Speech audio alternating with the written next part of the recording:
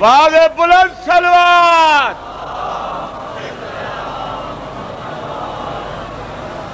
اعوذ باللہ السمیع العلیم من الشیطان اللعین الرجیم. بسم اللہ الرحمن الرحیم. الحمد للہ الملک الحق المبین المتصاغر لعظمتہ جبابرۃ الطاغین المتخاضع لکبریائہ عتاۃ المتمردین المعترف بربوبیتہ سائر الخلق اجمعین. والصلاة والسلام والتحیۃ والاکرام علی اشرف النبیین وخاتم المرسلین سیدنا و مولانا ابی القاسم محمد وأهل بيته الطيبين الطاهرين المعصومين المظلومين. أما بعد فقد قال الله سبحانه وتعالى في محكم كتابه المبين. بسم الله الرحمن الرحيم. ومن يطع الله والرسول فَأُولَئِكَ مَعَ الَّذِينَ أَنْعَمَ اللَّهُ عَلَيْهِمْ مِنَ النَّبِيِّينَ وَالصِّدِّيقِينَ وَالشُّهَدَاءِ وَالصَّالِحِينَ وَحَسُنَ أُولَئِكَ رَفِيقًا. ذَلِكَ الْفَضْلُ مِنَ اللَّهِ وَكَفَى بِاللَّهِ عَلِيمًا. صلوات. اللهم صل على محمد آل محمد.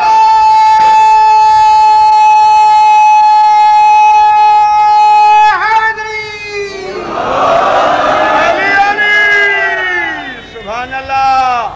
عزیزان محترم، اس مختصر سی گفتگو کے لیے میں نے سورہ نساء کی 2 مسلسل آیتوں کی تلاوت کا شرف حاصل کیا.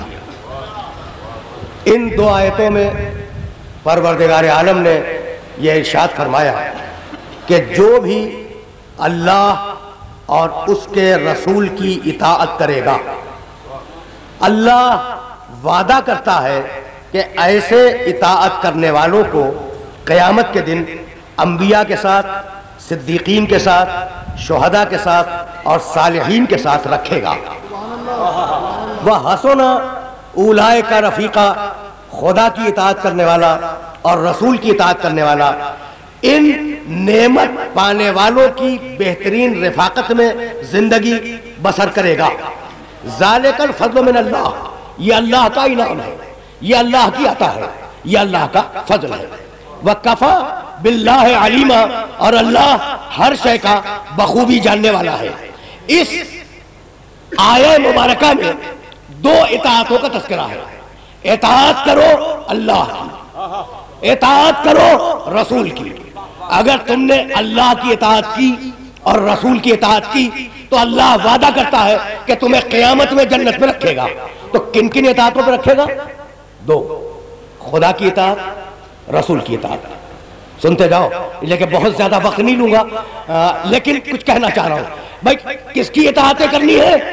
خدا کی اور رسول کی. اب میں اس مجمع سے یہ پوچھنا چاہتا ہوں کہ خدا اگر کچھ کہہ دے اور رسول اگر اس کے خلاف کہہ دے تو کس کی اطاعت کرو گے؟ بھائی ایک سوال ہے جو اپنے سننے والوں سے کرنا چاہ رہا ہوں. خود یہ جو سوال کر رہا ہوں نا، یہ سمجھانے کے لیے کہ بھائی دونوں کی بات ماننی ہے، خدا کی بھی اور رسول کی بھی. خدا کہے فرض ہے، فرض حقیقت نہیں ہے. خدا کہے مغرب کی 3 رکعت پڑھو، رسول کہے نہیں مغرب کی 4 رکعت کو پڑھو، کس کی مانو گے؟ خدا کہے شعبان کے 15 دن روزے رکھو، رسول کہے نہیں رمضان کے 30 دن روزے رکھو، کس کی مانو گے؟ بھائی مسئلہ تو پیدا ہو رہا ہے نا. خدا کہے ذوالحجہ میں حج کرو، رسول کا نہیں شوال میں حج کرو، تو کس کی مانو گے؟ سوال ہے نا، لیکن دونوں کی ماننی ہے۔ خدا جو کہے وہ بھی مانو، رسول جو کہے وہ بھی مانو۔ تو اگر خدا اور رسول کی باتوں میں اختلاف ہو جائے تو بتاؤ کس کی مانو گے؟ بھائی سوال قابل غور ہے نا۔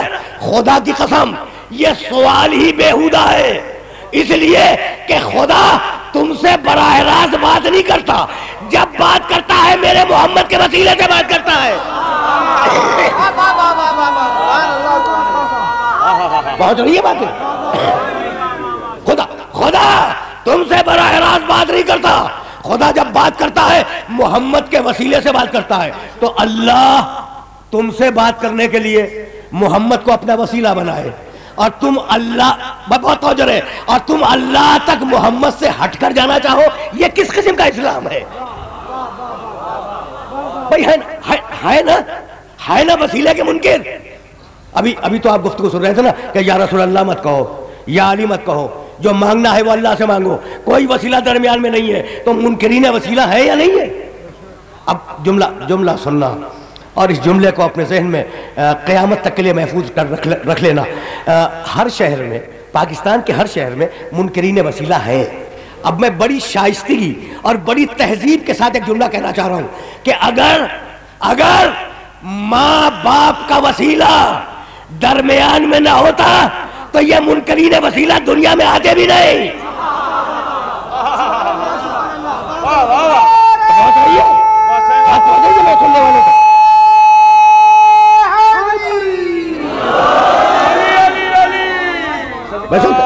سنتے جاؤ، کہیں جانا ہے۔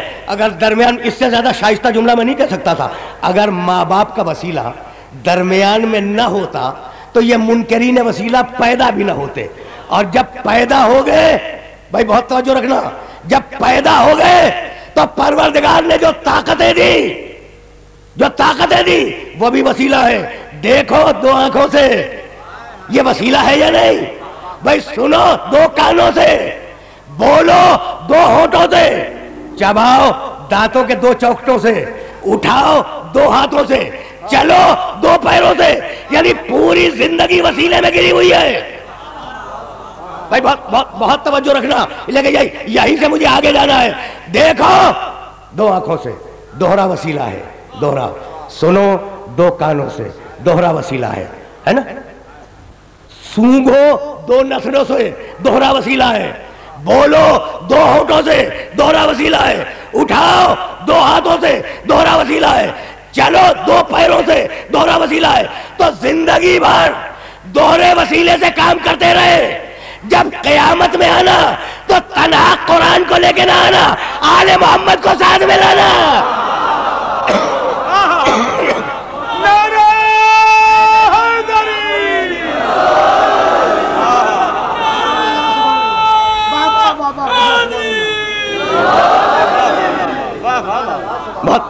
بہت توجہ رہے، لیکن بہت تیزی سے گزر رہا ہوں میں، میرے پاس بہت زیادہ وقت نہیں ہے، اور میں چاہ رہا ہوں کسی مرحلے فکر تک بات پہنچ جائے۔ تو میرا محمد، بھائی جانتے ہو نا کہ میں فرقہ واریت سے بلند باتیں کرنے کا عادی ہوں، میں مسلکوں کا احترام کرنے کا عادی ہوں۔ میرا محمد دین پہنچا محمد کے وسیلے سے، شریعت آئی محمد کے وسیلے سے، نماز ملی محمد کے وسیلے سے، روزہ ملا محمد کے وسیلے سے۔ بھائی توجہ رکھنا، قرآن کی آیت ہے یا ایھا الذین آمنوا کتب علیکم الصیام کما کتب علی الذین من قبلکم، اے ایمان لانے والو ہم نے روزے کو واجب کیا۔ کہا اللہ نے، تمہیں کس نے سنایا؟ محمد رسول اللہ نے۔ لفظ اللہ کے لہجہ محمد کا ہے نا۔ اچھا قرآن میں آیا اقیموا الصلاۃ، نماز قائم کرو، نماز مومنو نماز قائم کرو، لفظ اللہ کے لہجہ محمد کا۔ قرآن میں آیا آتو زکات، زکات دو، لفظ اللہ کے لہجہ محمد کا۔ قرآن میں آیا جاہدو بے اموالہم وانفسہم، بھائی جہاد کرو جانوں سے اور مالوں سے، لفظ اللہ کے لہجہ میرے محمد کا۔ بھائی بات تو آج ہو رہی ہے نا۔ تو اللہ، بھائی سننا یہ بات پوری طرح محسوس کر لو تو میں آگے بڑھ جاؤں۔ اللہ جب تم سے کبھی بات کرنا چاہتا ہے، تم سے، تو کس کے لہجے میں بات کرتا ہے؟ محمد رسول اللہ کے۔ میں بہت سیدھی بات ہے، بہت آسان بات عرض کر رہا ہوں. اللہ جب تم سے بات کرنا چاہتا ہے تو محمد رسول اللہ کے لہجے میں بات کرتا ہے. اللہ نے حلال دیا محمد کے لہجے میں، اللہ نے حرام دیا محمد کے لہجے میں، اللہ نے قرآن دیا محمد کے لہجے میں، اللہ نے روزے کو واجب کیا محمد کے لہجے میں، اللہ نے حج کو واجب کیا محمد کے لہجے میں. تو اللہ جب تم سے بات کرنا چاہتا ہے تو محمد کے لہجے میں بات کرتا ہے نا. تو اللہ سننا، اللہ جب تم سے بات کرے تو محمد کے لہجے میں بات کرے. ایک دن اس اللہ نے یہ طے کیا کہ میں اپنے حبیب کو معراج میں بلاؤں گا اور بلا کر عرش پہ بٹھا دوں گا اور میں اپنے حبیب سے بات کروں گا. تو بھائی اللہ نے تم سے بات کی محمد کے لہجے میں، اب محمد سے بات کرے کس کے لہجے میں؟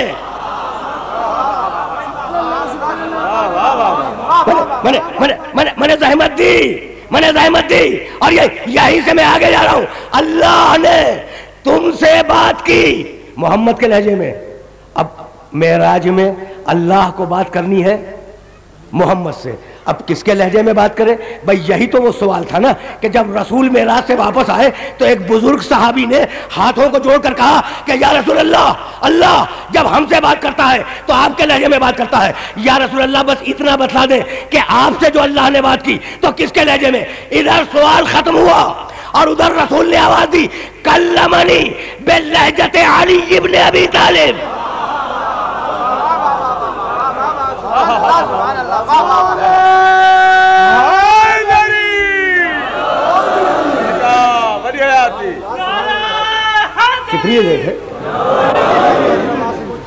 دیکھیے میں بڑے کنفیوژن کے عالم میں آپ کی خدمت میں حاضر ہوا تھا، اس لیے کہ مجھے ابھی فوراً ٹرین سے جانا تھا اور ابھی یہ پرزہ ملا کہ ٹرین لیٹ ہے. اور ظاہر ہے کہ جب ٹرین لیٹ ہے تو اس کا مطلب ہے کہ میں کچھ تھوڑا سا وقت لوں گا، لیکن بہت زیادہ آپ کو پریشان نہیں کروں گا.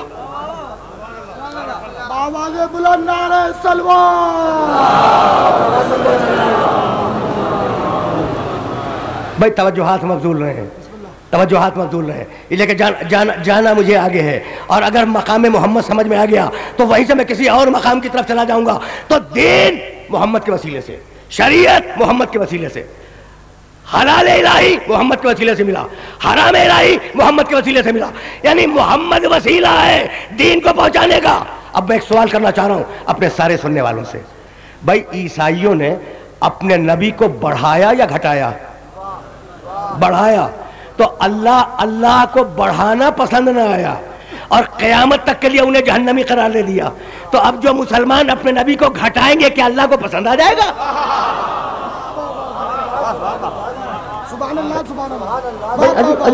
عجیب مرحلہ فکر ہے، عجیب مرحلہ فکر ہے. کہنے لگے کہ ہم جیسا بشر ہے نا، اور پھر ذرا سا پروموشن کیا، کہنے لگے ہمارا بڑا بھائی. بھائی ہے نا، سنتے جاؤ. اس لیے کہ اب جب مقام محمد تک بات آ گئی ہے تو دو جملے میرے سنتے ہی جاؤ. کہنے لگے کہ ہاں جب زندہ تھا، نعوذ باللہ من ذالک، رسول تھا، پیغام پہنچایا، معصوم تھا، لیکن اب کیا رکھا ہے؟ اب تو مٹی کے اندر ہے نا. یہ ہے مسلمانوں کا عقیدہ. کبھی کہا ہم جیسا، کبھی کہا بڑا بھائی، کبھی کہا کہ اب قبر میں رکھا کیا ہے؟ مٹی کا ڈھیر ہے. تو اب میں بیشتر آیات پڑھنے کا عادی ہوں، لیکن ایک حدیث بھی مجھ سے سنتے جاؤ. حضرت ابو ہریرہ رضی اللہ تعالی عنہ یہ ارشاد فرماتے ہیں کہ ایک دن پیغمبر نے اپنے صحابہ کرام رضوان اللہ علیہم اجمعین کے مجمع میں، اپنے ساتھیوں کے مجمع میں یہ جملہ فرمایا، کنز العمال میں روایت ہے. محمد نعوذ باللہ اب قبر میں نہیں ہے، مٹی بن چکے. یہی ہے نا بھائی؟ سننا، حضرت ابو ہریرہ کہتے ہیں کہ رسول نے ایک دن اپنے ساتھیوں سے کہا کہ سنو، یہ جو آدم کو اللہ نے فرشتوں سے سجدہ کروایا تو مقصود آدم نہیں تھے. کہا یا رسول اللہ پھر کس کو سجدہ کروایا؟ کہا میرے نور کو. آرام سے سننا، روایت اتنی ہی ہے، اس سے زیادہ نہیں ہے. سجدے سے آدم مقصود نہیں تھے. یہ جو فرشتوں کی پیشانیاں ٹکوا دی تو یہ آدم کے مٹی کے پتلے کی طرف نہیں، ہمارا نور رکھا آدم کے جسم میں اور کہا کہ فرشتوں سے کہا کہ سجدہ کرو. توجہ رکھنا، لیکن کچھ کہنا ہے اس مرحلے پر مجھے، اور وہ مرحلہ فکر یہ کہ بھائی کس کو سجدہ کروایا؟ محمد کے نور کو، آدم کے جسم کو نہیں. حضرت ابو ہریرہ کی روایت ہے نا. اب میں پوچھتا ہوں اس بیدار اور پڑھے لکھے مجمع سے کہ بھئی سجدہ کس کو؟ محمد کے نور کو، آدم کو تو نہیں نا. تو جب نور محمد کو سجدہ کروانا تھا تو سامنے رکھتا نور محمد کو اور فرشتوں سے کہتا کہ سجدہ کرو. یہ آدم کے پتلے میں رکھ کر سجدہ کیوں کروایا؟ بھائی ہے قابل غور یا نہیں؟ بھائی سامنے محمد کے نور کو رکھ دیتا اور کہتا کہ سجدہ کرو، لیکن نہیں، آدم کے مٹی کے پتلے میں رکھا اور پھر کہا کہ سجدہ کرو. تو بتلانا یہی تھا کہ محمد مٹی کے اوپر رہے جب بھی محمد ہے، محمد مٹی کے اندر جائے جب بھی محمد ہے. توجہ، بہت توجہ رکھنا، اس لیے کہ اب اس مرحلے سے میں آگے جا رہا ہوں. تو جنہوں نے آدم کو سجدہ کیا، بیدار مجمع ہے، پڑھا لکھا مجمع ہے، جن فرشتوں نے آدم کو سجدہ کیا وہ وہیں رہے، اور جس نے انکار کیا وہ نکالا گیا یا نہیں؟ ٹھیک ہے نا؟ آرام سے سننا بھائی. جنہوں نے سجدہ کر لیا اب وہ بدعتی ہو، نعوذ باللہ، مشرک ہو، بدعقیدہ ہو، اپنے مقام پہ رہے. اور جس نے کہا کہ پروردگار تیرے علاوہ کسی کو سجدہ نہیں کروں گا، وہ ڈانٹ کے نکالا گیا یا نہیں؟ نکالا گیا ہے نا ڈانٹ کے. اور قرآن نے سند کیا دی؟ ابا، سننا قرآن کو، سننا، ابا واستکبر وکان من الکافرین. یہ عجیب ہے ابلیس، ابا، اس نے سجدے سے انکار کر دیا، واستکبر، اور بڑا تکبر کیا اس ابلیس نے، وکان من الکافرین، اور یہ تو تھا ہی پرانا کافر. میں روک رہا ہوں اپنے سننے والوں کو، ایک مرتبہ قرآن کی آیت اور سننا. ابا، ابلیس نے سجدے سے انکار کیا، واستکبر، اس نے بڑا تکبر کیا، وکان من الکافرین، یہ تو تھا ہی پرانا کافر. یعنی انکار کر کے کافر نہیں بنا، پہلے سے کافر ہے، پرانا کافر ہے نا، قرآن کہہ رہا ہے. تو میں ہاتھ جوڑ کے پوچھوں کہ پروردگار جب وہ پرانا کافر تھا تو یہ فرشتوں کے پہلو میں بٹھانے کی ضرورت کیا تھی؟ پہنچ رہی ہے باتیں؟ جب یہ پرانا کافر تھا تو اسے پاکیزہ صحبت میں، فرشتوں کے پہلو میں، مقدسین کے پہلو میں بٹھلانے کی ضرورت کیا تھی؟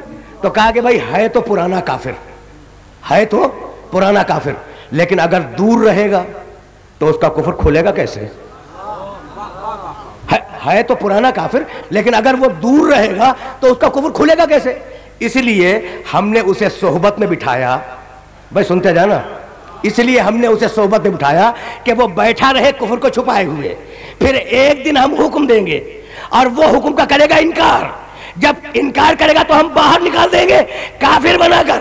بھائی توجہات مبذول رہے، لیکن کچھ کہنا چاہ رہا ہوں. تو کبھی کبھی صحبت میں اس لیے بھی بٹھا دیا جاتا ہے کہ کافر بنا کے باہر نکال دیا جائے.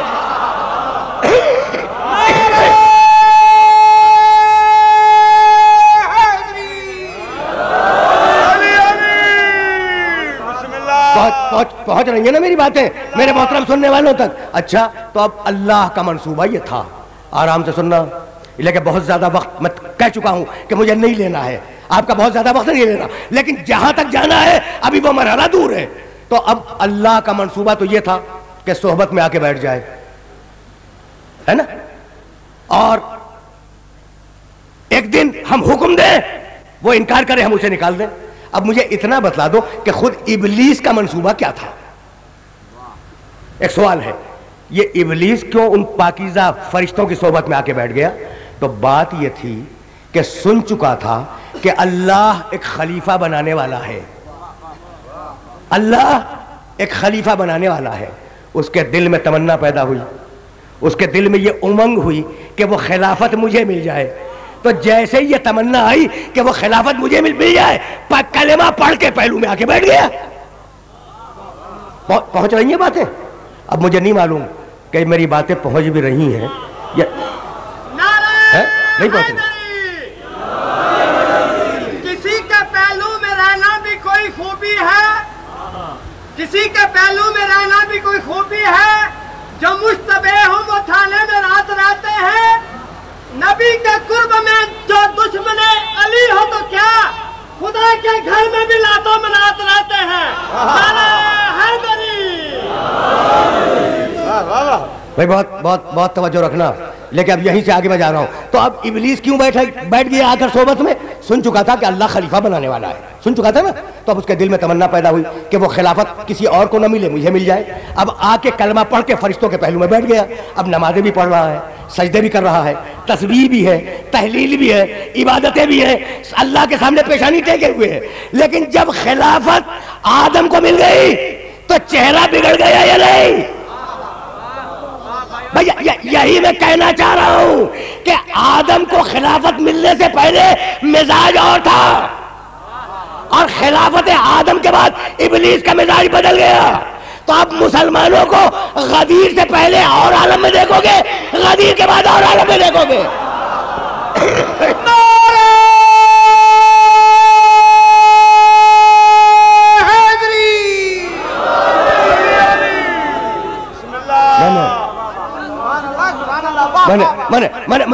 मैंने ज़हमत दी, लेकिन फिक्र को यहीं से आगे जाना है। अब जब डांट के निकाला तो कहा फखरुज मिना इन्नका रजीम, निकाल, हमने तुझे निकाल दिया। भाई अजीब बात है, निकाले आदम भी गए, क्या ऐसा नहीं है?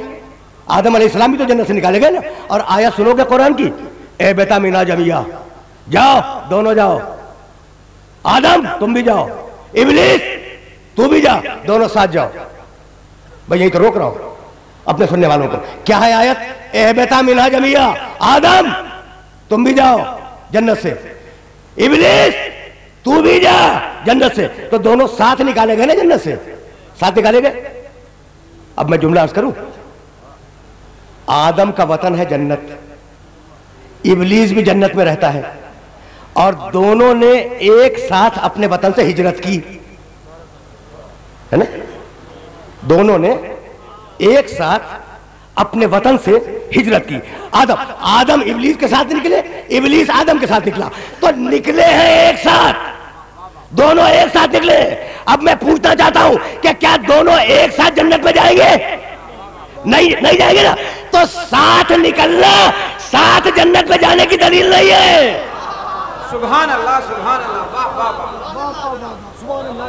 बहुत ज़हमत समात मैंने दी, लेकिन अब फिक्र को इस मरहले से आगे नहीं बढ़ना। निकाल, हमने तुझे निकाल दिया। जब जा रहा था ना, जब इब्लीस जा रहा था, कहा रुक। भाई अब यहां मैं रोक रहा हूं, और ये मेरी तकरीर का माहसल है। मा मनअका अन तस्जुदा लमा खलक़तु बियदैया। इब्लीस, भाई सुनना, इब्लीस ये तुझे क्या हो गया था? इस आदम को मैंने अपने दोनों हाथों से बनाया है। देखो रुक के सुनना, रुक के सुनना, लेकिन कुछ कहना चाह रहा हूं। मा मनअका अन तस्जुदा लमा खलक़तु बियदैया। इब्लीस इस आदम को मैंने अपने दोनों हाथों से बनाया था, तो तूने इसे सजदा क्यों नहीं किया? क्या कहा अल्लाह ने? बनाया मैंने है। अब जानते हो इब्लीस ने क्या कहा? खलक़तनी मिन नार व खलक़तहू मिन तीन। मुझे तूने आग से बनाया है, इसे मिट्टी से बनाया है, मैं इस मिट्टी को सजदा नहीं करूंगा। रुके रहना, बहुत तवज्जो रखना, लेकिन कोई बात कहना चाह रहा हूं, और अगर वो बात पहुंच गई तो मेरी मेहनत स्वागत हो गई और मेरा मिशन मुकम्मल हो गया। अल्लाह ने कहा बनाया मैंने है, सजदा कर। इब्लीस क्या कहता है? बना मिट्टी से है, सजदा नहीं करूंगा। यही है ना, खुलासा यही है। फिर एक मरतबा सुनो, अल्लाह ने कहा बनाया मैंने। अब ये मिट्टी से बने, कीचड़ से बने, पानी से बने, पत्थर से बने, बनाया मैंने बनाया, सजदा कर। इब्लीस कहता है नहीं ये मिट्टी है, सजदा नहीं करूंगा। तो इब्लीस की निगाह किस चीज से बना है? इब्लीस की निगाह इस चीज पे ना कि किस चीज से बना, और खुदा की निगाह, इब्लीस ये देख रहा है कि किस चीज से बना, और खुदा ये कह रहा है कि देख चीज मत देख, निस्बत को देख के बनाया मैंने है। भाई बात पहुंच गई मेरे सुनने वालों तक? अगर मेरे सुनने वालों तक बात पहुंच गई तो भाई यहीं के लिए तो मैंने ज़हमत दी थी। इब्लीस ने कहा ये मिट्टी से बनाया नहीं मानूंगा, सजदा नहीं करूंगा। निगाह इब्लीस की मिट्टी पे है ना। अच्छा, खुदा की निगाह निस्बत पे है, बनाया मैंने। कितनी मरतबा तुमने एतराज़ात सुने? अब तो मुहर्रम गुजर भी रहा है ना, یعنی اب تو ایام ازا ختم ہونے والے ہیں. کتنی مرتبہ تم نے سنا کہ یہ تعزیے میں کیا رکھا ہے؟ بھائی سنا یا نہیں سنا؟ بھائی سننا، توجہ رکھنا. یہ حسین کے تعزیے میں رکھا کیا ہے؟ بھائی تھوڑی سی لکڑی ہے، اس کے اوپر کاغذ چپکا دیا ہے، تھوڑے سے قمقمے لگا دیے. وہ ہے کیا اس میں؟ سنا ہے اعتراض؟ اچھا کہنے لگے عباس کے علم میں کیا رکھا ہے؟ ایک دھات کا پنجہ ہے، ایک لکڑی ہے، ایک کپڑا ہے. بھائی اور کیا رکھا ہے؟ بھائی یہی ہے نا. اچھا کہنے لگے نبی کے جھنڈے میں کیا رکھا ہے؟ نبی کے جھنڈے میں کیا ہے؟ ایک لکڑی اور ایک سبز رنگ کا کپڑا. بھئی ہے کیا؟ ہم نے کہا نہیں، نہ کہو، یہ نہ کہو. وہ تعزیہ ہے حسین کا، علم ہے عباس کا، جھنڈا ہے نبی کا، منبر ہے رسول کا. توجہ رہے. تو اب اعتراض کرنے والا لکڑی کو دیکھ رہا ہے، کپڑے کو دیکھ رہا ہے، دھات کو دیکھ رہا ہے، قمقموں کو دیکھ رہا ہے، اور ہم نسبت کو دیکھ رہے ہیں کہ تعزیہ ہے حسین کا، علم ہے عباس کا، منبر ہے رسول کا، جھنڈا ہے نبی کا. تو جو نسبت کو دیکھے وہ خدا کا پہلو، جو چیز کو دیکھے وہ ابلیس کا پہلو ہے.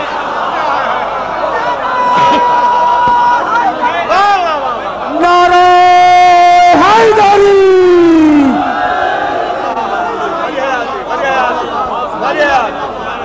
بات توجہ رہے.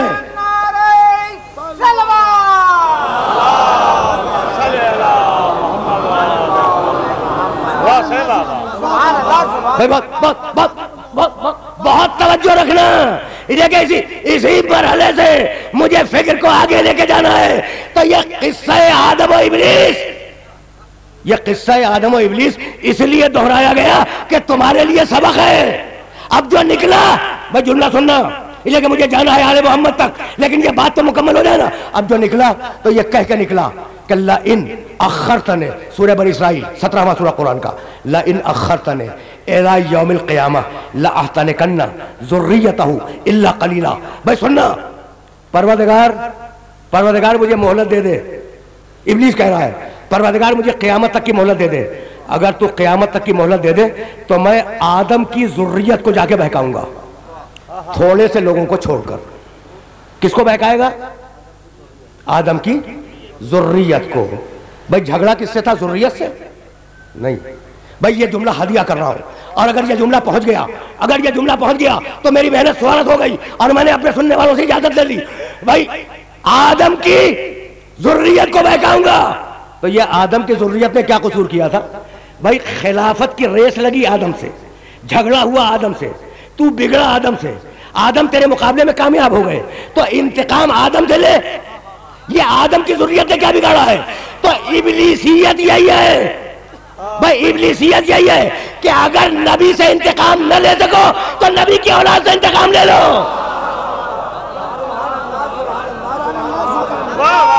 بہت توجہ.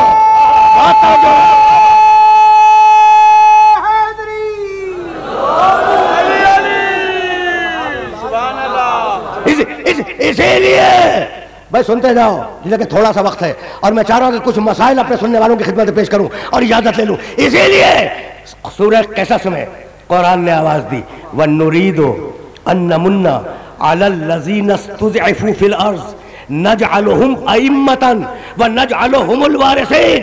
جنہیں تم نے کمزور بنایا ہے، اللہ کہہ رہا ہے جنہیں تم نے کمزور بنایا ہے، ہم نے طے کیا ہے کہ انہی کو امام بنائیں گے، انہی کو وارث بنائیں گے. یعنی عجیب مرحلے پہ میں لے آیا اپنے سننے والوں کو.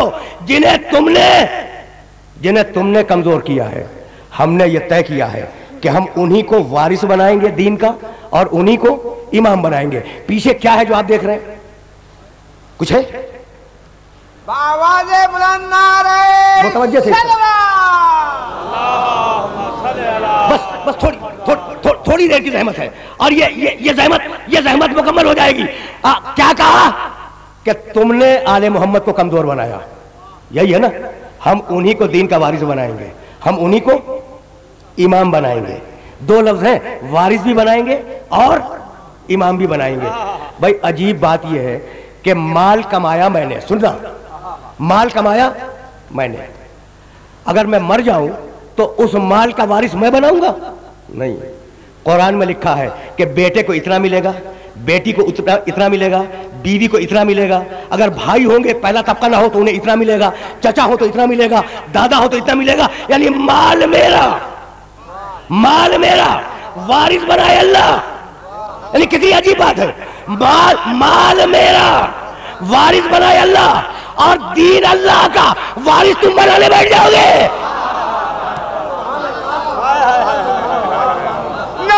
عجیب ہے, عجیب عجیب عجیب عجیب مرحلہ فکر بھائی, عجیب مرحلہ فکر ہے. تو نریدو ان نمنا علی الذین استضعفوا فی الارض. بھائی میں بہت قریب ہو گیا ہوں اور اب بہت زیادہ زحمت سماعت نہیں دوں گا, لیکن یہ جملہ مکمل ہو جائے. ہم نے طے کیا ہے کہ جنہیں تم مظلوم بناؤ گے, جنہیں تم کمزور بناؤ گے, ہم انہی کو دین کا وارث بنائیں گے, انہی کو امام بنائیں گے. تمہارا کوئی امام مظلومیت سے باہر رہا؟ ہر امام مظلوم. سننا, ہر امام مظلوم, ہر امام کمزور.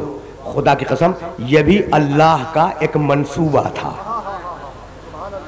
دیکھو میں ایک سوال کرنا چاہ رہا ہوں, یہ اللہ نے اپنا گھر کہاں بنایا؟ مکے میں. مکہ جب معلوم ہے کیسی جگہ ہے؟ فی واد غیر ذی زرع, پودا نہیں اگتا, نہ بارش ہو نہ پودا اگے نہ موسم اچھا, چاروں طرف ریگستان, آندھیوں کے بگولے, اور وہاں اللہ نے اپنا گھر بنایا. کیا سوئٹزرلینڈ میں اللہ اپنا گھر نہیں بنا سکتا تھا؟ ایک سوال ہے کہ کیا خانہ کعبہ سوئٹزرلینڈ میں نہیں بن سکتا تھا؟ بن سکتا تھا نا. موسم بھی اچھا ہے, پہاڑی علاقہ ہے, لوگ بھی اچھے ہیں, پروردگار وہاں گھر بنا دے. یہ چٹیل ریگستان میں جہاں پودا بھی نہیں اگتا وہاں گھر بنا دیا. اچھا اگر سوئٹزرلینڈ بہت دور ہے تو سوات کی وادیوں میں بنا دے, ہے نا, حج کرنے میں بھی آسانی رہے گی. توجہ رکھنا. لیکن کچھ کہنا چاہ رہا ہوں میں, اور اگر یہ بات پہنچ گئی تو آل محمد کی مظلومیت سمجھ میں آ جائے گی. تو پروردگار تو نے خانہ کعبہ کو سوئٹزرلینڈ میں کیوں نہیں بنایا, سوات میں کیوں نہیں بنایا, یہ جنگل بیابان میں چٹیل میدان میں خانہ کعبہ کو کیوں بنا دیا؟ تو اگر خانہ کعبہ سوات میں ہوتا تو یہ پتہ نہ چلتا کہ کون پکنک منانے گیا, کون حج کرنے گیا.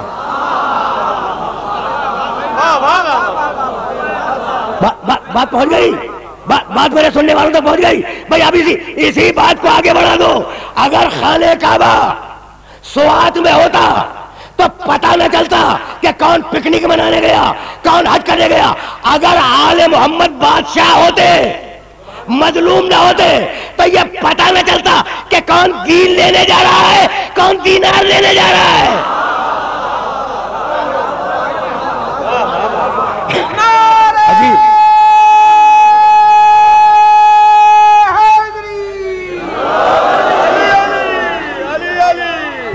بس میں نے زحمت دی اور اب فکر سمٹ رہی ہے. دو چار آیتوں کی سماعت کی زحمت ہے, اور اب میں اپنے سننے والوں سے اجازت لے لوں گا. وَنُرِيدُ أَن نَّمُنَّ عَلَى الَّذِينَ اسْتُضْعِفُوا فِي الْأَرْضِ نَجْعَلُهُمْ أَئِمَّةً وَنَجْعَلُهُمُ الْوَارِثِينَ. جنہیں امام بنائیں گے وہی وارث ہوں گے, جنہیں وارث بنائیں گے وہی امام ہوں گے. جہاں امامت ہے وہاں وراثت ہے, جہاں وراثت ہے وہاں امامت ہے. بھائی توجہ ہاتھ بدول ہے نا, جہاں وراثت ہوگی وہی امامت ہوگی, اور جہاں امامت ہوگی وہی وراثت ہوگی. تو اب کچھ سمجھ میں آیا کہ رسول کی وراثت سے انکار کیوں ہوا تھا؟ کچھ سمجھ میں آیا؟ بھائی جہاں امامت ہے وہی وراثت ہے, جہاں وراثت ہے وہی امامت ہے. تو وراثت رسول سے انکار اسی لیے ہوا تھا کہ امامت علی تسلیم نہ کرنی پڑے. بھائی بہت توجہ رکھنا. لیکن میں آ گیا اس مرحلے پر جس مرحلے پر آج بات کو مکمل ہو جانا ہے. وراثت رسول سے اسی لیے انکار کیا گیا کہ علی کی امامت تسلیم نہ کرنی پڑے. لیکن میں کیا کروں بھائی بہت توجہ ہے کہ علی کے کندھے پہ ہاتھ رکھ کر میرے نبی نے آواز دی, یا علی انت امام المتقین. علی تو متقین کا امام ہے. بھائی سنتے جانا, یا علی انت امیر المومنین, علی تو مومنوں کا امیر ہے. یا علی انت قسیم الجنت والنار, علی تو جنت اور جہنم کا تقسیم کرنے والا ہے. بس اس مرحلے پر اپنے سارے سننے والوں کو روک رہا ہوں کہ جنت ملے گی خدا کی اطاعت میں. ایسا ہی ہے نہیں, خدا اور رسول دونوں کی اطاعت میں. آیت یہی تو پڑھی تھی میں نے, اور اب میں گفتگو کو مکمل کر رہا ہوں. جنت بنائی اللہ نے, دے گا محمد کی اطاعت میں, بٹوائے گا علی سے. بھئی یہی ہے نا بھئی, اتنی سی بات ہے نا. اب سنتے جاؤ اس لیے کہ اب میں تلخیص کر رہا ہوں. جنت بنائی اللہ نے, دے گا محمد کی اطاعت میں. تقسیم کروائے گا علی سے. مالک جنت تو نے بنائی ہے تو خود بانٹ دے. بھائی سننا, مالک جنت تو نے بنائی ہے نا تو خود بانٹ دے. کہا نہیں, میں اگر بانٹوں گا تو ساری دنیا کے لوگ میری جان کو آ جائیں گے. کوئی کہے گا اللہ مجھے دے دے, کوئی کہے گا گاڈ جنت مجھے دے دے, کوئی کہے گا رام جنت مجھے دے دے, کوئی کہے گا خدا جنت مجھے دے دے, اور سب کو جنت دینی نہیں ہے. بات پہنچ گئی میرے محترم سننے والوں تک؟ تو بس اب گفتگو تمام ہونے والی ہے. تو مالک, بھائی سننا آخری جملے, مالک جنت خود بانٹ دے. کہا نہیں, ساری دنیا کے لوگ میری جان کو آ جائیں گے. ہندو کہے گا پرمیشور مجھے دے دے, عیسائی کہے گا گاڈ مجھے دے دے, پارسی کہے گا خدا مجھے دے دے, مسلمان کہے گا اللہ مجھے دے دے, اور دینی سب کو نہیں ہے. اچھا تو ایسا کر, مالک محمد سے بٹوا دے, ہے نا, محمد سے بٹوا دے. کہا نہیں, اگر محمد سے بٹواؤں گا تو 72 کے 72 فرقے جان کو آ جائیں گے. سب دامن تھام لیں گے کہ یا رسول اللہ مجھے دے دیجئے, یا رسول اللہ مجھے جنت دے دیجئے, یا رسول اللہ مجھے جنت دے دیجئے, اور سب کو دینی نہیں ہے. تو اب اس لیے ایسے سے بٹواؤں گا کہ جہاں مشرک تو مشرک ہے, منافق بھی اندر داخل نہ ہو سکے.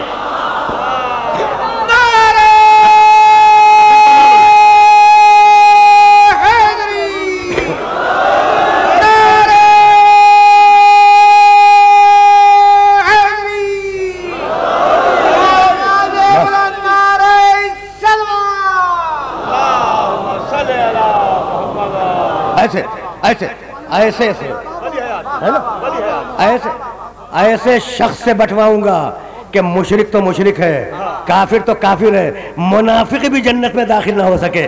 یا علی انت قسیم الجنت والنار.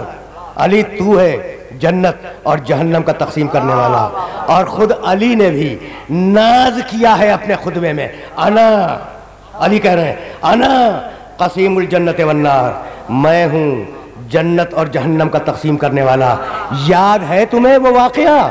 بس میری تقریر تمام ہو رہی ہے.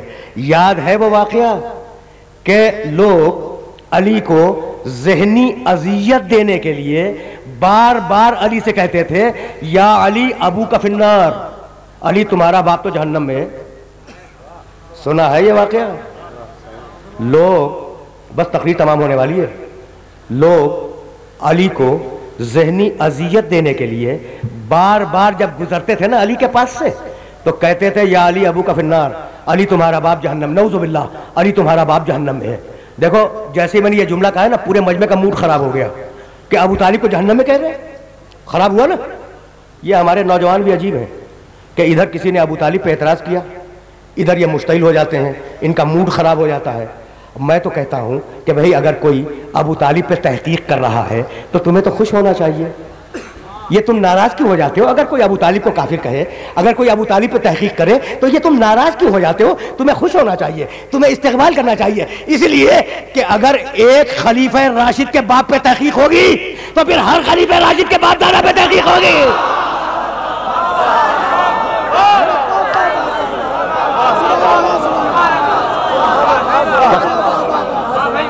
تقریر تمام ہو گئی, بس تقریر تمام ہو گئی. اب اس سے زیادہ زحمت نہیں دوں گا. سمجھ میں آ گئی بات؟ بھائی ناراض کیوں ہوتے ہو؟ ناراض کیوں ہوتے ہو؟ اگر ایک خلیفہ راشد کے باپ پہ تحقیق ہو رہی ہے تو ہر ایک کے باپ دادا پہ تحقیق ہوگی, اور علمی تحقیق ہوگی. تو اب سنو, دنیا علی کو اذیت دینا چاہتی تھی, یا علی ابو کا فی النار. بھائی سننا آخری جملے, یا علی ابو کا فی النار, علی تمہارا باپ تو جہنم میں. بھائی مجھے بتاؤ, خدا کے لیے مجھے بتاؤ کہ جنت اور جہنم تو قیامت کے بعد تقسیم ہوں گے نا. کتنی جلدی ہے مسلمانوں کو ابو طالب کو جہنم میں پہنچانے کی, دیکھ رہے ہو نا. بھائی تو بعد میں ہوگا کام, قیامت کے بعد ہوگا. ابھی کہہ رہے ہیں علی کی زندگی میں کہہ رہے ہیں یا علی ابو کا فی النار, علی تمہارا باپ تو جہنم میں. علی نے اس کان سے سنا, اس کان سے اڑا دیا. کسی اور نے کہا یا علی ابو کا فی النار, علی تمہارا باپ تو جہنم میں. سنا, سن کے اس کا نوٹس نہیں لیا, درگزر کیا. ایک دن کوئی اہم آدمی سامنے آ گیا, بس میری تقریر تمام ہو گئی. خدا کی قسم میں نے بات مکمل کر دی. کوئی بڑا اہم آدمی سامنے آیا اور اس کے منہ سے نکل گیا یا علی ابو کا فی النار, علی تمہارا باپ تو جہنم میں. اب یہ کیسے ممکن تھا کہ آدمی ہے اہم اسے جواب نہ دے؟ ہاتھ میں کدال تھی, کدال رکھ دی اور مسکرا کے کہنے لگے انا قسیم الجنت والنار. بس سننا علی کا جملہ, انا قسیم الجنت والنار وابی فی النار.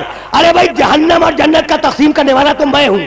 کیا کہا کیا جنت و جہنم کا تقسیم کرنے والا میں ہوں.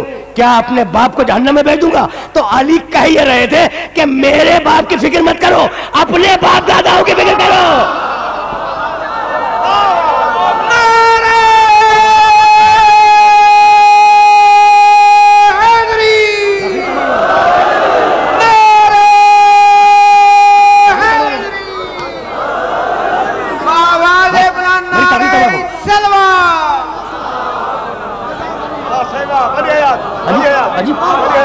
عجیب مرحلہ فکر ہے نا, عجیب مرحلہ فکر ہے نا. تو بس اس مرحلے پر آج میں بات کو روک رہا ہوں اور انشاءاللہ پھر کبھی صحیح تقریر تمام ہوئی.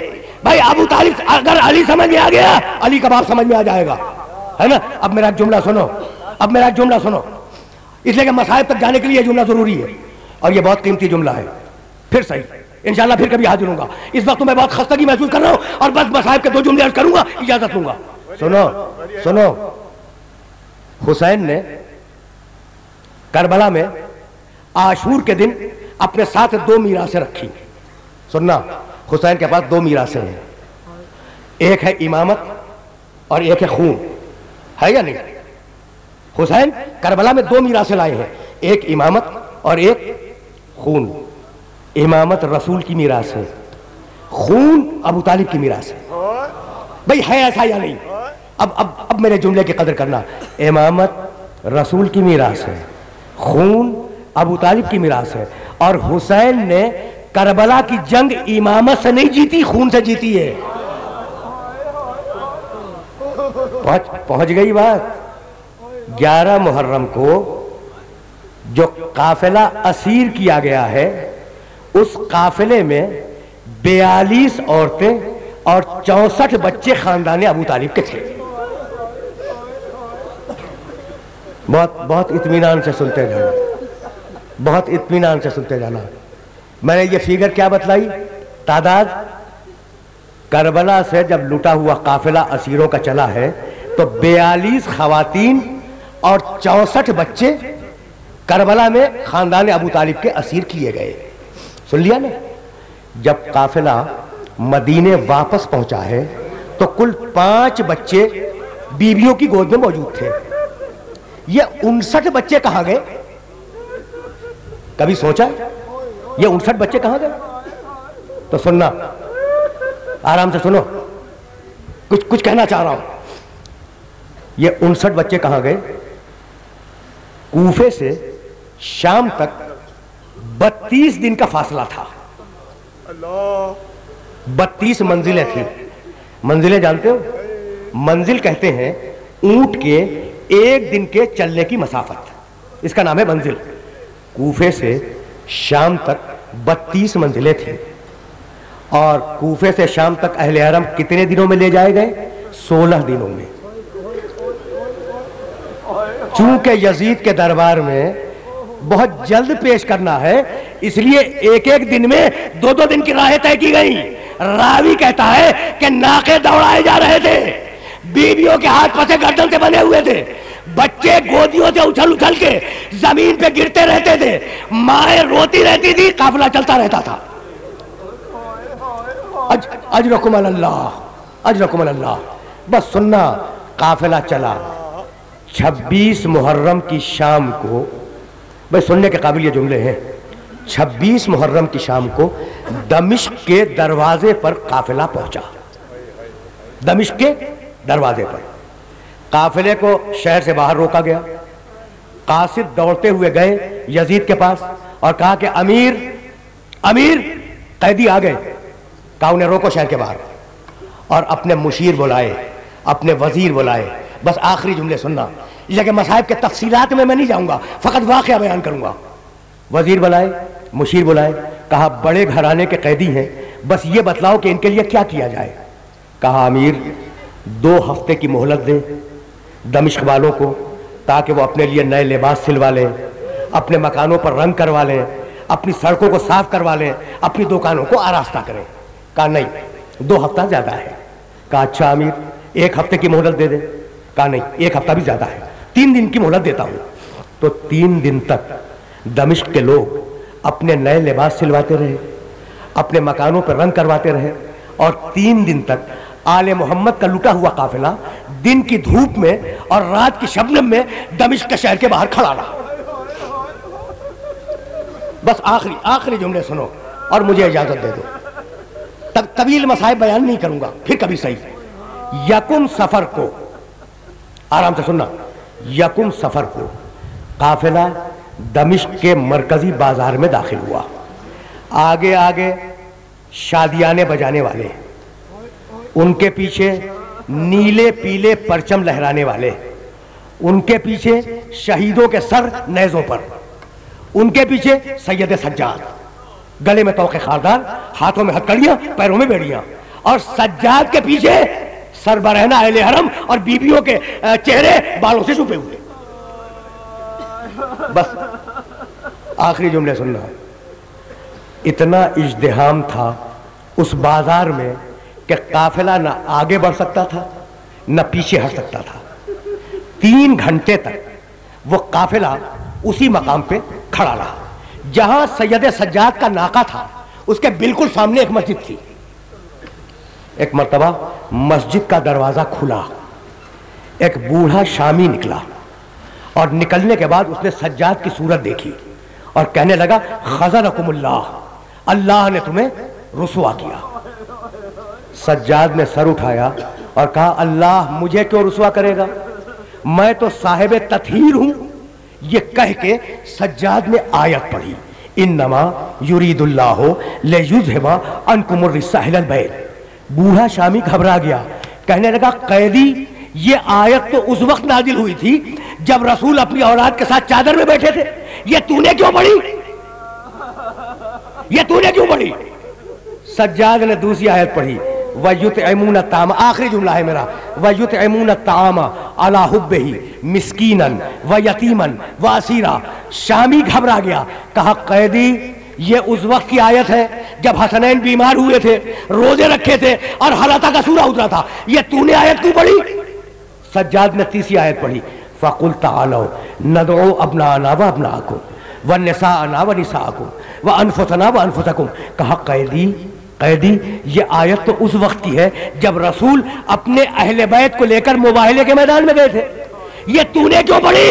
تو ایک مرتبہ سجاد کی آنکھوں میں آنسو آ گئے، کہنے لگے وہ اہل بیت ہم ہی تو ہیں۔ آخری جملہ سننا، وہ اہل بیت ہم ہی تو ہیں۔ بوڑھا شامی گھبرا گیا، کہنے لگا ذرا قسم تو کھاؤ، ذرا قسم تو کھاؤ کہ تم اہل بیت ہو۔ سجاد نے قسم کھائی واللہ نحن آل محمد، خدا کی قسم ہم آل محمد ہیں، ہم آل محمد ہیں۔ شامی رونے لگا، کہا مولا میں آپ کو پہچان گیا، آپ میرے حسین کے بیٹے سجاد ہیں نا؟ بس آخری جملہ سنو مجھے اجازت دے دو، مولا میں آپ کو پہچان گیا، آپ میرے شہزادے حسین کے بیٹے سید سجاد ہیں نا؟ سجاد نے رو کے کہا کہ ہاں میں سید سجاد ہوں۔ کہا مولا بس ایک بات اور بتا دے، یہ آپ کے اونٹ کے پیچھے یہ سربراہنا بیبیاں کون ہے؟ ایک مرتبہ سجاد نے چیخ ماری، کہا ارے کیا پوچھتا ہے، یہ محمد کی نواسیاں ہیں، یہ علی کی بیٹیاں ہیں، یہ فاطمہ زہرا کی بیٹیاں ہیں۔